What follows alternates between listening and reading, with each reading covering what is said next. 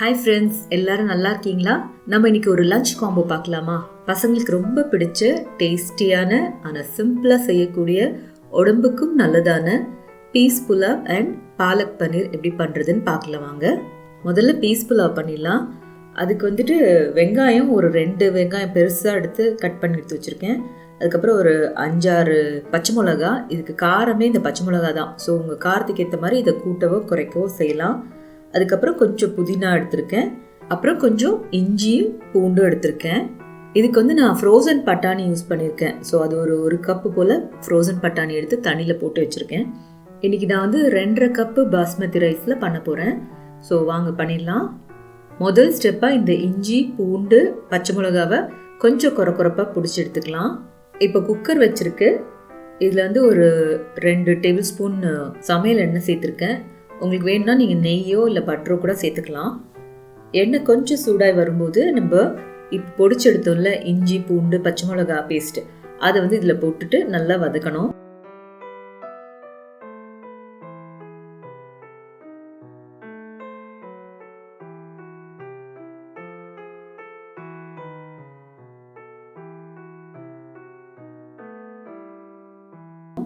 கரிஞ்சிராமல் கொஞ்சம் பார்த்துக்கணும்.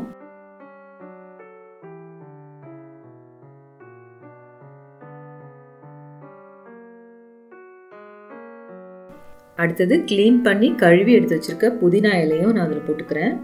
இதுவும் நல்லா வதக்கணும்.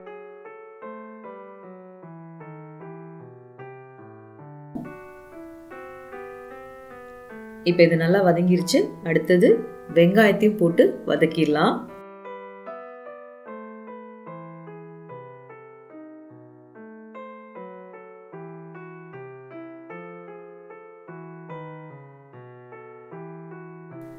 வெங்காயம் நல்லா வதங்கி வரும்போது பச்சை பட்டாணி எடுத்து வச்சிருக்கேன் இல்லையா, ஒரு கப்பு, அதையும் இதில் சேர்த்துக்கிறேன்.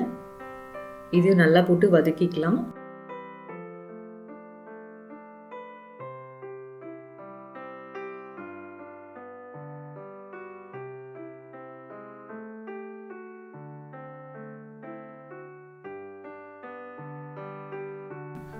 இப்போ இதுக்கு தேவையான அளவுக்கு உப்பு சேர்த்துக்கிறேன்.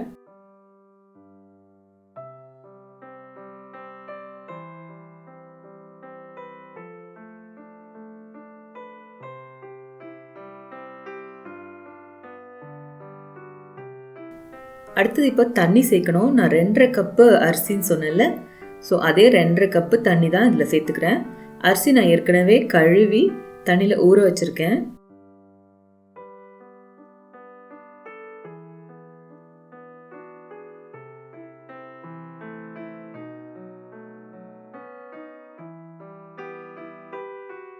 தண்ணி கொதிக்க ஆரம்பித்த உடனே கழுவி வடிகட்டி எடுத்து வச்ச அரிசியை அதில் சேர்த்து மிக்ஸ் பண்ணி விட்டுக்கலாம். இப்போ உப்பு கொஞ்சம் டேஸ்ட் பார்த்துக்கணும். பத்தலைன்னா சேர்த்துக்கலாம்.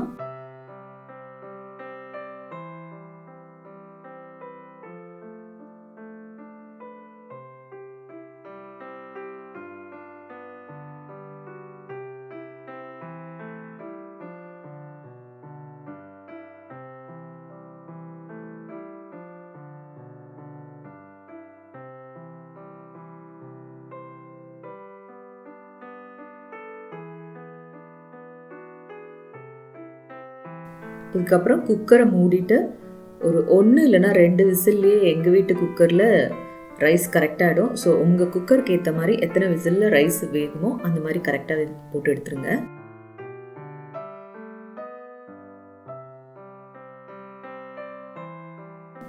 ஸ்டீம் எல்லாம் போகட்டும்.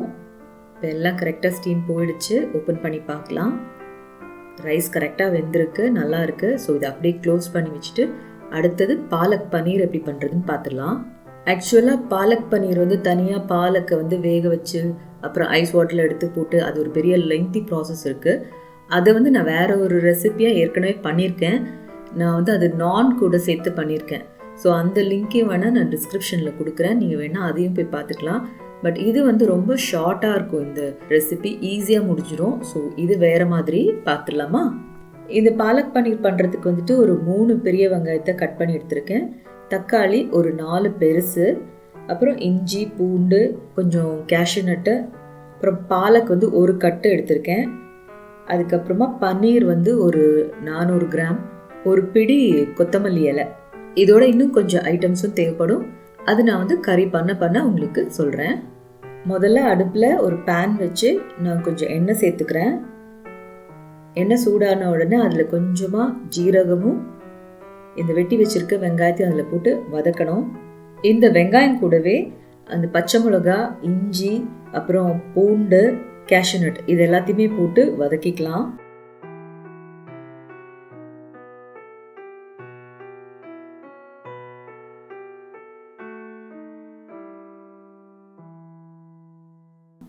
இது கொஞ்சம் நல்லா வதங்கி வரும்போது நம்ம வெட்டி வச்சிருக்க தக்காளியும் அதோட சேர்த்து நல்லா வதக்கணும். அது கொஞ்சம் சாஃப்டாகிற வரைக்கும்.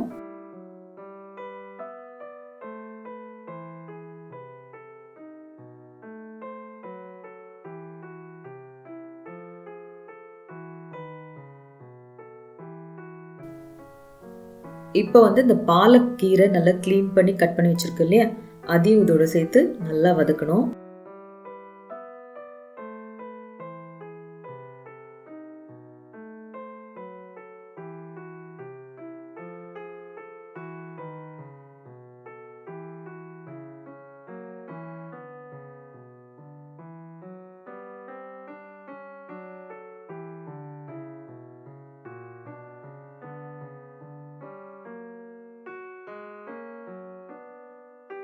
பாலக்கெல்லாம் நல்லா வதங்கி வெந்து அது இருந்த இடமே தெரியல பாருங்களேன். இப்போ இதுல கொத்தமல்லி இலையும் சேர்த்து அதையும் நல்லா வதக்கிடணும். இப்ப எல்லாம் நல்லா வதங்கிருச்சு. இப்போ இது வந்து நல்லா ஆற விட்டுட்டு மிக்சியில சேர்த்து நல்லா பேஸ்டா அரைச்சு எடுத்து வச்சுக்கலாம். இப்போ ஒரு பேன் நான் அடுப்புல வச்சு சூடாக்கியிருக்கேன். அதுல கொஞ்சம் பட்டர் போட்டிருக்கேன். பட்டர் வந்து இந்த கறிக்கு ரொம்ப டேஸ்ட் கொடுக்கும். ஒருவேளை உங்களுக்கு அது பிடிக்கல, இல்லை ஹெல்த் கான்ஷியஸ் அப்படின்னா உங்களுக்கு என்ன குக்கிங் ஆயில் நீங்கள் யூஸ் பண்ணுறீங்களோ நீங்கள் அதை சேர்த்துக்கோங்க. ஸோ பட்டர் கொஞ்சம் சூடாகி வரும்போது ஒரு 4-5 பல் பூண்டு நல்லா பொடி பொடியாக கட் பண்ணி எடுத்து வச்சுக்கணும். அதையும் இதில் சேர்த்துக்கிட்டு கடகடன்னு கொஞ்சம் வதக்கணும்.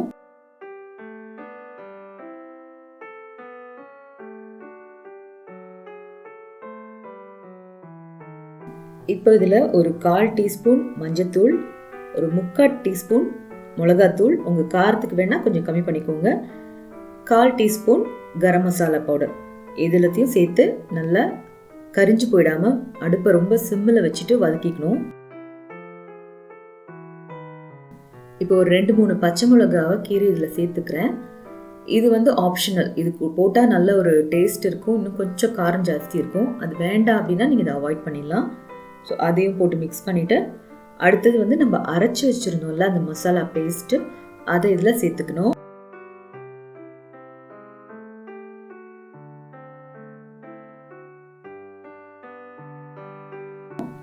இப்போ சேர்த்துட்டு அந்த மிக்சி ஜார்லேயே கொஞ்சமாக தண்ணி விட்டு மிக்ஸ் பண்ணி அதில் சேர்த்துக்கணும்.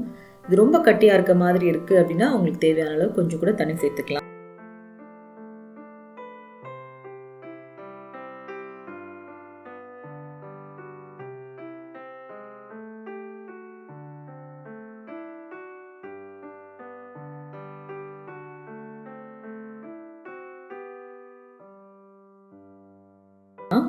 இப்போ இந்த கிரேவிக்கு தேவையான உப்பு சேர்த்துக்கிறேன்.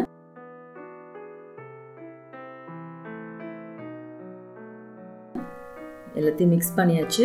இப்போ இதில் கொஞ்சம் காரம், புளிப்பு, உப்பு எல்லாமே இருக்குல்ல, ஸோ இதை பேலன்ஸ் பண்ணுறதுக்கு எப்பவுமே கொஞ்சம் இனிப்பு சேர்ப்போம் இல்லையா, அது மாதிரி நான் இன்னைக்கு கொஞ்சம் நாட்டு சர்க்கரை சேர்த்துக்கிறேன். உங்களுக்கு வந்து சர்க்கரை தான் இருக்குன்னா நீங்கள் அதை சேர்த்துக்கலாம். இப்போ எல்லாத்தையும் மிக்ஸ் பண்ணிவிட்டு மூடி போட்டு ஜஸ்ட் ஒரு கொதி வர வரைக்கும் வச்சிடலாம்.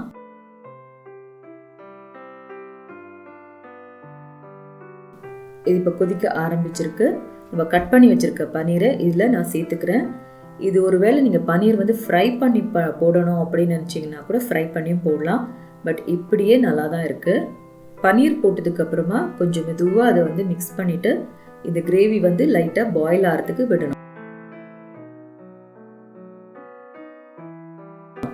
இப்போ இந்த கிரேவியில் சேர்க்க வேண்டிய கசூரி மேத்தியை ரெடி பண்ணிக்கலாம். அதாவது வெந்தயக்கீரை காஞ்சது இருக்கும் இல்லையா, அதுதான் இந்த கசூரி மேத்தி. கடையிலலாம் கிடைக்கும். ஸோ அது வாங்கிட்டு அதுலேருந்து கொஞ்சமாக எடுத்து சும்மா ட்ரை ரோஸ்ட் பண்ணி எடுத்துக்கிறேன். அப்போ தான் வந்து கையாலே பொடிச்சாலே பொடிஞ்சிடும். இப்போ இதை வந்து நல்லா பொடி பண்ணி இந்த கிரேவி மேலே போட்டுட்டு நல்லா மிக்ஸ் பண்ணிக்கலாம்.